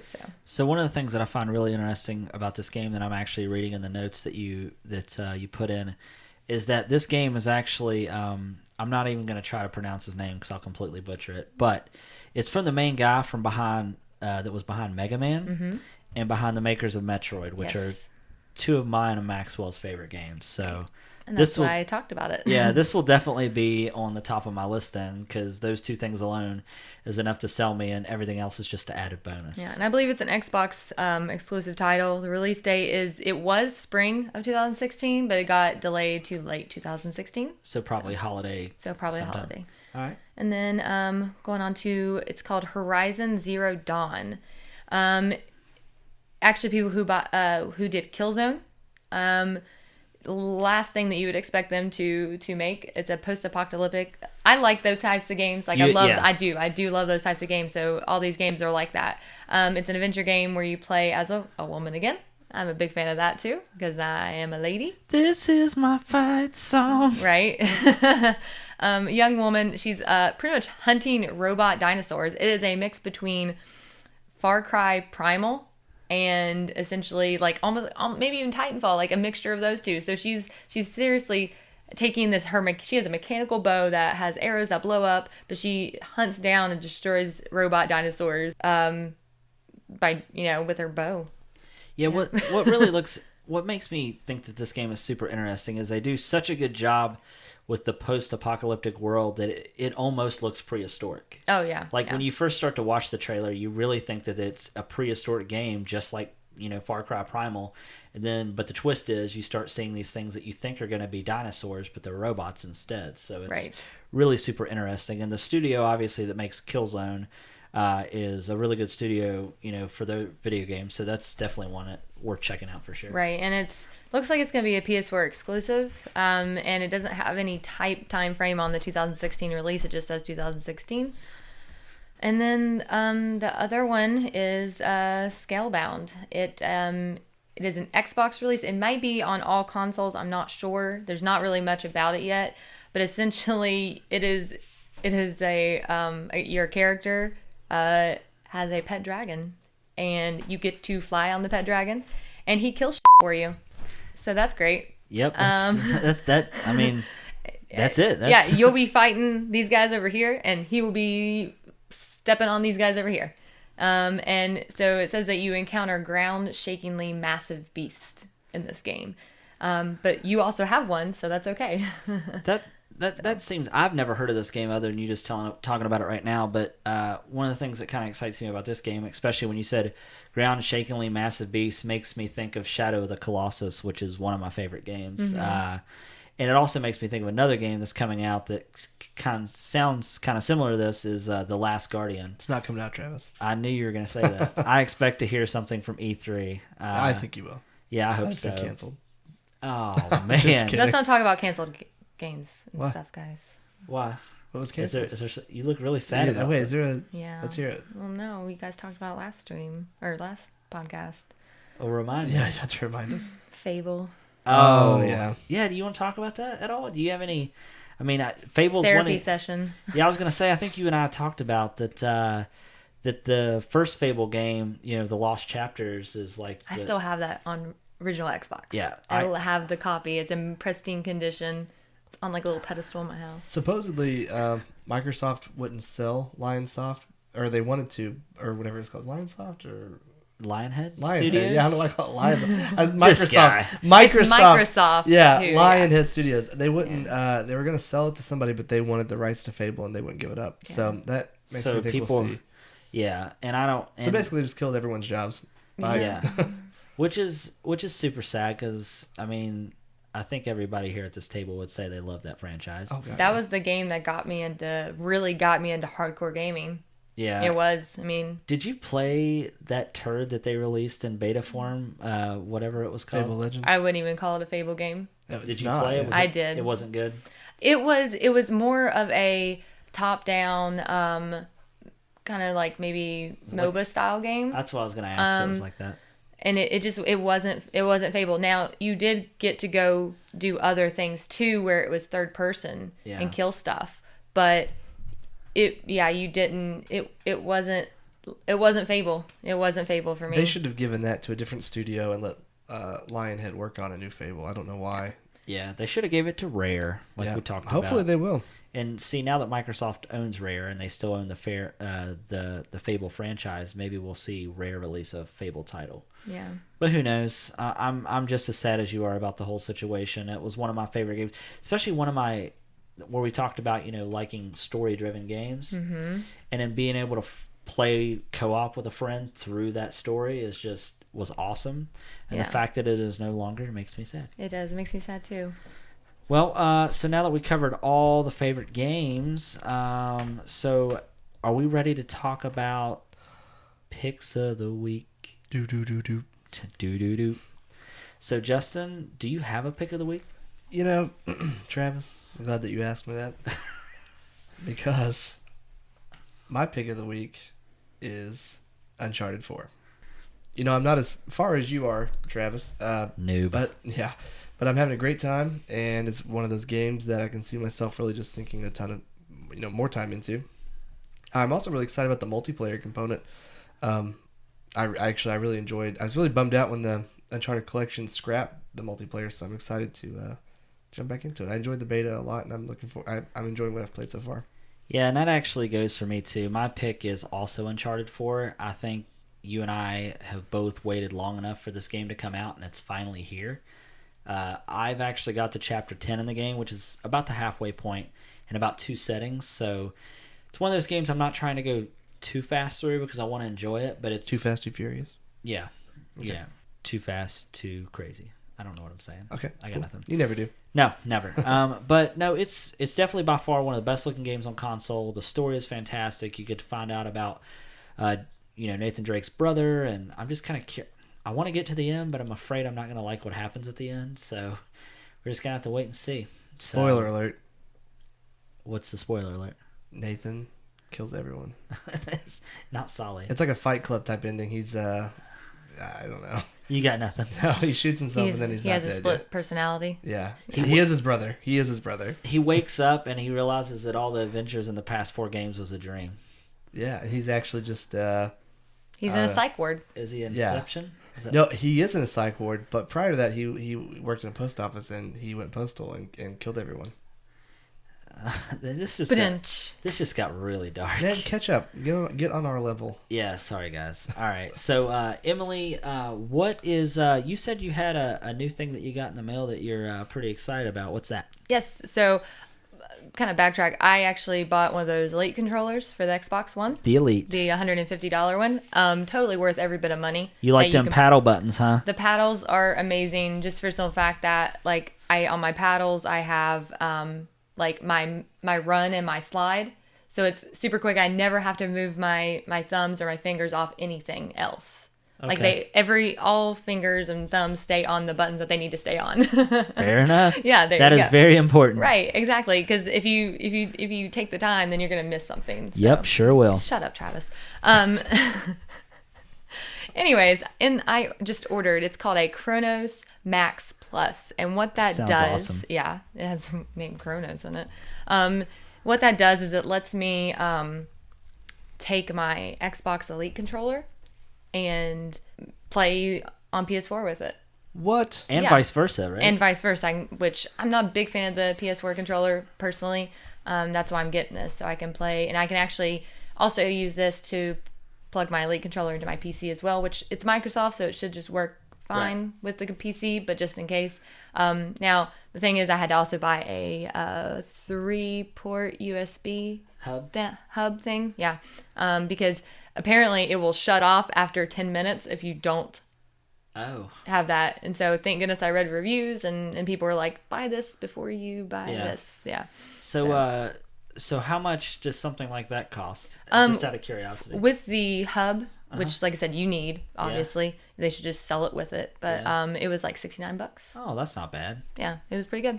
Is it completely different, or will this also let you use a keyboard and mouse on it as well, or no? Is it just controller? I think it's just for controllers. Okay, that's fine. I mean, that's good. I mean, I sometimes miss having, when I'm playing my PlayStation, I sometimes miss my Xbox controller. Yeah. Because I like the PlayStation controller, but sometimes I just like the feel of an Xbox controller when I'm playing first person. Especially that Elite controller. But that will allow you, if you want to play PS4 controller on PC, though. Get crazy. Yeah. Well, that's pretty awesome. Speaking of getting crazy. Yeah, speaking of getting crazy, we wanted to get crazy because Justin was supposed to receive his Oculus Rift today. Is that right, Justin? Technically, it was delivered just after we started recording. Way to go, UPS. Wah, wah, wah. Yeah, thanks. So we plan on having another episode up maybe next week. If not next week, then the week after. Yeah. But we're going to get in-depth with Oculus. I think we might even do maybe an unboxing. We're going to do an unboxing. We'll probably... You know what, Travis? We'll probably record each other playing. I think that will provide some pretty entertaining footage. Yeah, sometimes it's always good to watch your friend play by themselves. Yeah. And but I do know that Emily, you were talking about Oculus. You're really excited about it. There's a list of games. Yeah, six of them actually. 6 games. Yeah. Wow. Are these on your the first games you're gonna get on your Oh, list? for sure. Let's hear 'em. Yeah. Well, the first children, one. leave the room. Yes, please. NFSW, forewarn you. Which we all expected this coming, since you've had to bleep out half the words I've said. But there's some adult VR games. That's interesting. Yeah. Please tell me more. I will tell you more. This first one is called Club Vixen. Guess how Vixen is spelled? I'm gonna guess maybe with more than one X. Yeah, triple X's, Oh, man. actually. Like the actor, No. like Vin Diesel. No. Yeah, sure. Now, the next one, we're just going to go on. The next one, Play Club Illusion. Oh, that's interesting. You can run it with Vive and Rift. Ooh, I gotta get that vibe. Cross-platform. Yeah, there you go. Lots of nude models, fun stuff. Wifey simulator. I already got one of those. Yeah. Coming out of Japan. No surprise there. Yeah. It's a big upgrade not having to have your wife look like a pillow, and now you can actually have a virtual wife. That's pretty exciting. It says you got to hand it to Japan. They're always ahead when it comes to creating some rather interesting, sensual content. We appreciate it, Japan. They Yeah, do thank put a you, lot Japan. of they do put a lot of resources into that market. They do. Yeah. They do. Next one will be holodecks. Guess how many X's there are? Maybe 3? Maybe 3. Yes, there is 3. Schoolgirls ventriloquism. Oh my gosh. Oh, Woo. gosh. Yeah, a VR experience that lets you interact with photorealistic 3D naked models. Travis, are you ordering an Oculus right now? Is that what you're doing? I hear may- those keys clicking. I'm just trying to access the site from my Google Cardboard. Oh my gosh. It's not working. And then we have VR girls. I think that's just not spelled with Z's, so that's interesting. But essentially, women with different poses. Oh, Yep. that one's. And it the works with Oculus. There you go. Oh my gosh. Justin, Justin, your you bet- first game. Justin, to you better be download. writing these. You better be writing these down, Justin. As a joke, I think whenever I get Travis set up in this thing, I'm gonna have Yes. one of these. Yes. Yeah. No. And the last and most interesting This title. better be the best one. It is VR titties. Oh, Yep. hold on. Could you explain what that one's about? Sure, Is it I'll- like I'll an read it adventure, here. An RPG? What is that? Very interesting title and has been an ever evolving project. You can run it using both Rift and Vive. Although you need the injector method. Oh my god. I'm just going to keep going. And allows you to interact with either male or female 3D avatars. So you're telling me I can see male titties? Yeah. Yeah. You're allowed to dress up your models and also add in some elements that give it a sense of narrative. This is beyond creepy. Long story short, dong on titties. Where is the VR dicks though? Where's the beef? Oh my gosh. I don't. This is the drain, and this is. It says it's the most rich and exciting VR project to date. Really? I say we start with that one, Justin. Yeah. Oh my god. Where's the dick? This show took a turn at some point, and I think we're lost now. This will probably be the last time Emily's ever on the show. Oh no. I'm just kidding. I love you big. Well, Did you call me? What did you just call me? I said I love you big. Oh, never mind. Okay. I don't know what you thought I said. Don't know what you thought I said, but I love you big. Okay. Anyway, so yeah. So Emily, now that you've told us about these great Oculus titles coming out that you're most excited about, we'll be, when we download these games, we'll be We are not downloading these games. we'll be make sure to get your opinion on these once you try them out. Yeah. Maybe we can do a Twitch stream, while looking through these games. Yeah. And then you might get lots of donations. I might. All yeah. the donations. All of But them. so do us a favor, Emily. Number one, I really appreciate you being on the show. I appreciate you inviting me. Yeah. and- Or me just finding my way down here, actually. yeah, we've literally known each other for how long now, Justin? About an hour and 35 minutes. Yeah, so it's been a great hour and 35 minutes. I appreciate all your insight into the streaming community and tips and stuff for people looking to get into that. But won't you do us one last favor and tell us more about where we can find you, our listeners, if they want to tune into your Twitch station or your Facebook or any of that. Where can we find all that? Yeah, definitely. Well, of course, I'm on Twitch, twitch.tv/Mystique Siren. And if you are a nerd, you've watched X-Men and you know how to spell Mystique. Why don't you spell it out just in case? Mystique. Okay. And Siren is spelled normal, Siren. So you can find me on Twitch there. If you go to Twitch, you can actually get a link to all my other pages. So I'm on Twitter, Instagram, YouTube, and Facebook. I actually just uploaded my first YouTube video. Pretty proud of it. Check it out. I know, check it out, right? But if you hit me up on Twitter or Instagram or Facebook, there will be a link there for you to actually click on it and go look, and you can subscribe to me on YouTube. Well, fantastic. Justin, what else do you have? Anything? No, I think we are about to wrap it up. Yeah, well, why don't you close us out? Because I don't want to do it. Okay, so as always, thank you for listening. Be sure to subscribe and leave us a review on iTunes or Android or however you listen. We're on multiple podcast apps now. Be sure to like us on Facebook, follow us on Twitter and Twitch. We as of this afternoon, just got an Instagram account. So Get crazy. You're welcome. guess how many pictures we have on there? 0. 0. But Might we'll upload add one some. tonight. Yeah, we might do that. And yeah, just do all of those things. If you have any questions or feedback, please send us a message on Facebook. We do respond. Facebook has listed us as very responsive. So To the one message we've to got. the one message. Well, yeah, we get comments though. So. We did get a couple shares past couple days. I was kind of excited about that. Yeah. Oh, and there's only a day left to enter our culling giveaway on Steam. So super easy. Just do what it says. Don't ask questions. Just do it. And if any of you are fans that follow Mystique Siren, you guys also give us a follow and enter in that chance to win. For those of you that don't know what the calling is, it's basically the video game version of Hunger Games. Yep. It's pretty sweet. And you can get it for free just Faux- by liking some stuff, Yeah. retweeting some stuff, looking at stuff. not any of that nonsense Emily was talking Yeah, about none of that earlier. smut. Oh, come on, guys. Yeah, and then the last question that just popped into my head that I wanted to ask Emily about from our last podcast, we asked the question, "Where is your PlayStation Vita? Where's yours? Is it in the trash?" It is not in the trash, but it might as well be. It's close. It's close. I have no idea where it's at. We moved twice, and it could be in our storage unit. It could be in my closet. It could be at the bottom of a box. But But you're not sad about it.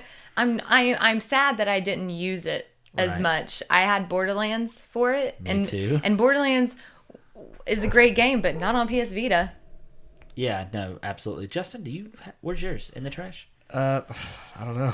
Do you even have one? I did. I don't know where it is now. Maybe I traded it in or sold it. I don't know. Okay. Well, anyways, I just remembered that. We didn't really get any feedback on where everybody's Vitas was, but I just wanted to revisit that because I know They're in the trash. Yeah, that's why they probably didn't respond, is because they're in the trash. So thanks again for listening, and make sure that you share and leave us reviews on iTunes, because I think we're still holding at a whopping 5 reviews. So. No, we're at like 9 or 10 now. Oh, are we? All positive, 5 stars. Are all of them legitimate? 'Cause- well, fantastic. All right, well, you guys have a good one, and we'll talk to you later. Bye. Bye. Bye. Emily's like, bye. That's a wrap.